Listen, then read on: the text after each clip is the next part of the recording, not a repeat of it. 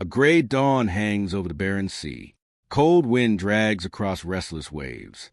A research vessel cuts slowly through the steel-colored water. On deck, crew members move quietly around heavy cables and monitors. The ocean roars below them, indifferent and vast. Coordinates lock onto a point 108 meters beneath. The ROV is lowered into the water. Its metal frame disappears under churning foam. The surface closes, leaving only ripples behind. Beneath the waves, sunlight fades into deep blue. Bubbles trail upward as the machine descends. The hum of its thrusters fills the growing silence. The water darkens rapidly. Particles drift like underwater dust in a forgotten room. Pressure increases with every meter. The ROV lights ignite, carving narrow beams through blackness.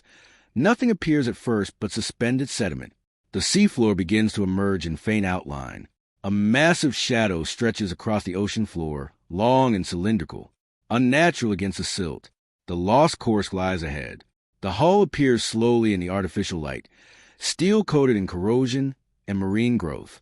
It rests tilted, half sunken into mud. The camera drifts along the bow. Metal is twisted and violently torn outward. The scars of an internal explosion remain frozen in steel. Loose debris litters the seabed around the wreck. Fragments of plating and scattered components lie silent. No movement except small fish weaving through ruins. The ROV approaches a gaping rupture inside. Darkness swallows the light after a few feet.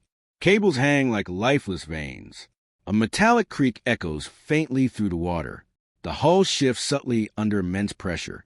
The ocean never stops pushing. The camera sweeps across faded Russian lettering. The name is barely visible. Beneath rust, identity confirmed in cold white light. The conning tower rises like a broken monument. Periscopes are bent at unnatural angles. Marine growth clings to every edge. A sealed hatch comes into focus. Its bolts remain intact. Untouched, no evidence of force escape. Sediment swirls as the ROV adjusts position. For a moment, the wreck disappears in a brown cloud. Visibility drops to near zero. As the water clears, the stern section appears. Propellers sit motionless, partially buried in silt. They have not turned since that final day. Small crabs crawl along the rudder. Life thrives quietly where oxygen once ran out. Nature has claimed this steel giant. The ROV glides toward a torn torpedo compartment. The circular tube is warped and blackened. The likely origin of catastrophe lingers here. The camera lingers on fractured metal edges, corrosion outlines. Time has softened nothing. Inside a rear compartment, the beam moves cautiously. This is where some survive for hours. The space feels unbearably confined. A close-up reveals faint markings on a panel. Handwritten notes, nearly erased by water and rust. A final human trace remains. The ROV hovers near an emergency. Buoy line dotted trails uselessly along the seabed.